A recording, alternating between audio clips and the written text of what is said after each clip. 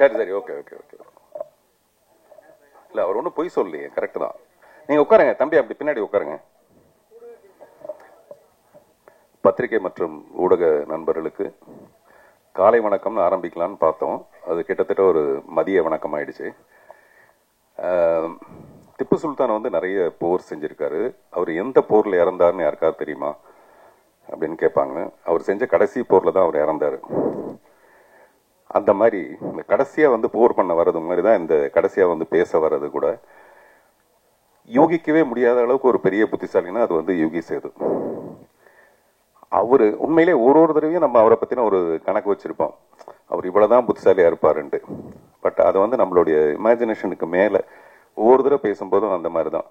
இந்த கற்றோரே கற்றோரே காமொருவர் மாதிரி உங்க மேல பயங்கர காதல் சார்.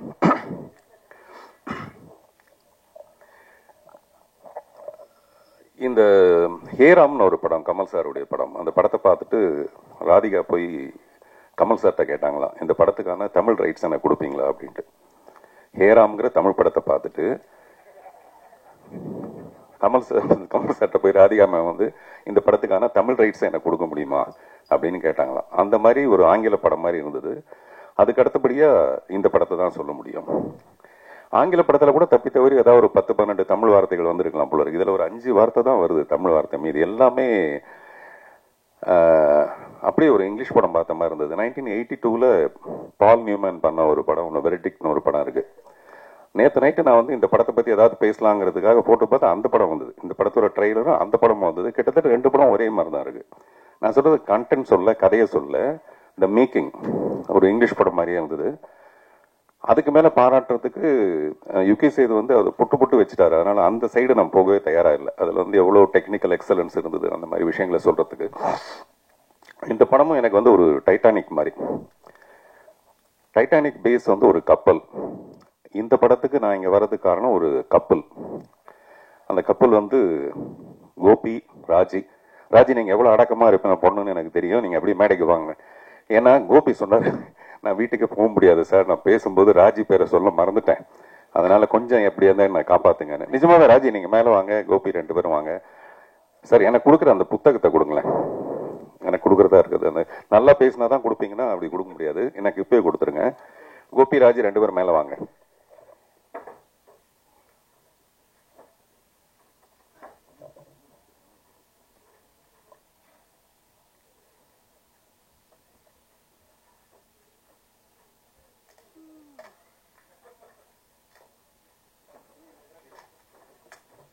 மேடையில் நிற்க வச்சு கலாய்க்கிறது பெரிய விஷயம் இல்லை.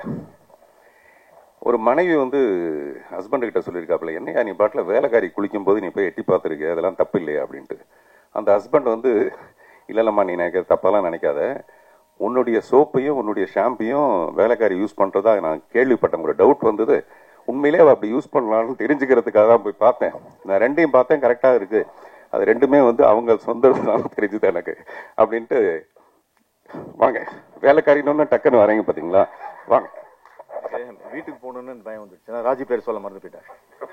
ஆமா, ஏன்னா ஆமா அவங்க 2 பேருக்கு ஒரு வாட்டி வீசா ரிஜெக்ட் ஆயிடுச்சு. என்னடான்னா கோபியோட பாஸ்போர்ட்ல போட்டோல ராஜியோட போட்டோ இல்லையா, அதனால ரிஜெக்ட் ஆயிடுச்சு. அதனால ராஜி உங்களையும் பாராட்டு, சாரி மன்னிச்சிடுங்க, சாரி.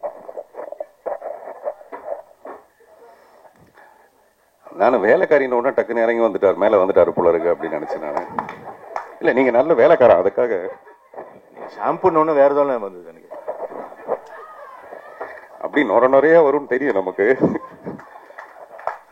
இல்ல எதுக்காக சொல்ல வரேன்னா, இந்த மாதிரி ஒரு சமாளிக்கிற புருஷனுக்கு நடுவுல நேத்து நான் கோபி கிட்ட சொன்னேன், சார் நான் வந்து இந்த படத்தோட ட்ரைலர் எனக்கு அனுப்புங்க பேசுறதுக்காக. நான் மெசேஜ் அனுப்பிச்சேன், அவர் கேட்கல, தெரியல.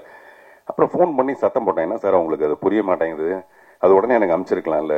இல்ல சார் எனக்கு இருக்கிற வேலையில இந்த இதெல்லாம் பாக்குறது ரொம்ப கஷ்டமா இருக்கு, இது வேற ஒரு பக்கத்துல கையில பிடிச்சிட்டு இருக்க வேண்டியதா இருக்கு இந்த போனு அப்படின்னா. நான் சொன்னேன், அதுக்கு யாராவது ஒரு பொண்ணை வச்சுங்க சார் பக்கத்துல ஹெல்ப்புக்கு, அப்படிலாம் வச்சுக்கணும்னா நான் என் ஒய்ஃபு கிட்ட கேட்கணும் சார் அப்படின்னு. எனக்கு தெரிஞ்ச ஒய்ஃபை கேட்டு வச்சுக்கிற ஒரே ஒரு ஆள் வந்து கோபியா தான் இருக்க முடியும். கோபியோட ராஜ்யம் இப்படி பிரமாதமா இருக்கிறதுக்கு காரணமே ராஜி தான். யாராவது போனை சொல்லுவாங்களா சார்? நீங்க வேற இப்பதான் நீங்க பெரிய புத்திசாலின்னு சொன்னேன் நானு, நீங்க போனை வச்சுக்கணுமா, ஒரு 2 டவுட் வேற கேக்குறீங்க நீங்க. சோ இப்படி எதுக்காக சொல்லனா, இந்த மாதிரி ஒரு கப்பல் அமைகிறது ரொம்ப ரொம்ப கஷ்டமான ஒரு விஷயம். ஒரு ஃபியூ இயர்ஸ் வந்து அப்படி இருக்கலாமே தவிர கடைசி வரைக்கும் பொண்டாட்டி பேச்சையே கேட்டுட்டு ஒரு புருஷன் இருக்கிறாங்கிறது அந்த போராட்டம் வந்து கோபிக்கு தான் போய் சேரும். அந்த மாதிரி நம்ம எங்கேயோ ஆரம்பிச்சு வெறும் கோபிராஜோட உண்மையிலேயே அவங்க 2 பேரும்கிட்டையும் ஹாசினி சொன்ன மாதிரி அவங்க கிட்ட ஒரு பொறுப்பை ஒப்படைச்சிட்டோம்னா டெஃபினட்டா அவர் வந்து முழுக்க கோபி அதை பிரமாதமா படுத்திடுவாரு. சில பேர் படுத்திடுவாங்க, பட் இவர் பிரமாதப்படுத்திடுவாரு. வரலட்சுமி அது பெரிய வரம் அவங்களுக்கு. அந்த நடிப்பு டைரக்டர் வந்து அங்கே ப்ரெஸ் எல்லாம் கூப்பிட்டு வச்சுட்டு நீங்கள் கேள்வி கேளுங்கன்னு சொல்லிட்டு கேட்குறாரு. அவங்க கேட்குறாங்க, அதையும் கேட்குறீங்க அப்படின்றாரு இவர். நான் சொன்னேன், நீங்கள் தான் கேட்க சொன்னீங்க, அதுக்கப்புறம் கேட்காம என்ன பண்ணுவாங்க அப்படின்ட்டு. அதில் அவர் சொல்கிறாரு, ஒரு டேக் வந்து ஒரே டேக்கில் ஓகே பண்ணிட்டாங்க, ஒரு ஷாட்டை ஒரே டேக்கில் ஓகே பண்ணிட்டாங்க. இந்த படத்தில் நிறைய ஷாட் இருக்குது, அது ஒரு டேக்கில் ஓகே பண்ணிட்டாங்க. ஆனால் ஒரே ஒரு டேக் உள்ள ஒரே ஒரு ஷாட் உள்ள இரவு நிழல் படத்தை ஒரே டேக்கில் அவங்க ஓகே பண்ணாங்க. நான் சொன்ன அது 2 மணி நேரம் படம். கிட்டத்தட்ட நாங்கள் 85 நாள் நாங்கள் ரிஹர்சல் பண்ணிட்டு கடைசியில் ஒரு 4-5 நாளைக்கு முன்னாடி தான் வரலட்சுமி கூப்பிட்டு அந்த மாதிரி ஒரு ரோல். எனக்கு உண்மையிலேயே ரொம்ப பயமா இருக்கு. அவங்கள வந்து சப்போஸ் அவங்க தப்பு பண்ணிட்டாங்கன்னா மறுபடியும் ஒரு ஒன் மோர் போகணும். அதனால எனக்கும் பதட்டம், அவங்களுக்கும் பதட்டம். ஆனால் அதை ரொம்ப பிரமாதமாக பண்ணாங்க. அது ரொம்ப பெரிய ஆச்சரியமான ஒரு விஷயம். அதே மாதிரி இவ்வளோ அமௌண்ட் ஆஃப் இங்கிலீஷ் நான் பேசினது இல்லைன்னு சொன்னீங்க. ஆனால் எவ்வளோ அமௌண்ட்டுன்னு மட்டும் சொல்ல, இந்த படத்துக்கு இவ்வளோ அமௌண்ட் வாங்கினேன் அப்படின்னு கூட சொல்லலை நீங்கள். அது வந்து ப்ரொடியூசர் கொஞ்சம் அதிகமாக கொடுத்துருப்பாருன்னு நினைக்கிறேன். அப்புறம் ப்ரொடியூசர் வந்து ரொம்ப நிஜமாவே ரொம்ப அண்டர் பிளே பண்ணியிருக்கீங்க நீங்கள். வழக்கமாக ப்ரொடியூசர் நடிக்கிறதுக்காக தான் நிறைய படம் எடுப்பாங்க. அப்படி இல்லாமல் இந்த படத்துக்குள்ள நமக்கு என்னவோ அதை மட்டும் நம்ம பண்ணலான்றதும், அப்புறம் யுகி சேது மாதிரி ஒருத்தர் நீங்கள் உண்மையிலேயே நல்லா நடிச்சிருக்கீங்கன்னு சொல்றதும் பெரிய ஆச்சரியமான ஒரு விஷயம். நானும் அவரும் சில நேரத்தில் போய் சொல்லுவோம், பட் இந்த மேடையில் அப்படி போய் சொல்ல விரும்பலை. அதே மாதிரி சுஹாசினி மேம் அவங்களுடைய நடிப்பை பற்றி எல்லாரும் பேசுவாங்க. ஆனால் ஒரு அழகின்ற ஒரு திமிரு இந்த உலகத்திலே ரொம்ப அதிகமாக உள்ளது வந்து சுஹாசினிக்கு மட்டும்தான். பார்த்திபன் எனக்கு இன்னைக்கு 50 வயசு பார்த்திபன் அப்படின்னு எனக்கு ஒரு ஃபோன் பண்ணி சொல்லுவாங்க, எனக்கு இன்னைக்கு 50 வயசு அப்படின்னு. நீங்கள் யோசிச்சு பாருங்க, எல்லா பெண்களும் ஒரு 28 வயசுக்கு அப்புறம் வயசை மறந்துடுவாங்க, நம்பரை மறந்துடுவாங்க, சொல்ல மாட்டாங்க. 50 வயசுலயும் ஒரு பெண் வந்து எனக்கு 50 வயசு ஆயிடுச்சுன்னு சொல்லணும்னா அப்போ தன்னுடைய திமிரு மேலே எவ்வளோ பெரிய ஒரு அழகு இருக்கணும். பாருடா 50 வயசுல எவ்வளோ அழகா இருக்கேங்கிறது. அந்த மாதிரி ரொம்ப செல்ஃப் கான்ஃபிடன்ஸ்னா அப்படி ஒரு கான்ஃபிடன்ஸ். எனக்கு மணிரத்னத்து மேல லவ், மணிரத்னத்துக்கு சுஹாசினி மேல love. AS = B, B = C, then AS = C, அந்த மாதிரி. So we love you all. Director இந்த படத்துல ஒரு பாட்டு எழுதுறதுக்காக என்னை வந்து சந்திச்சாரு.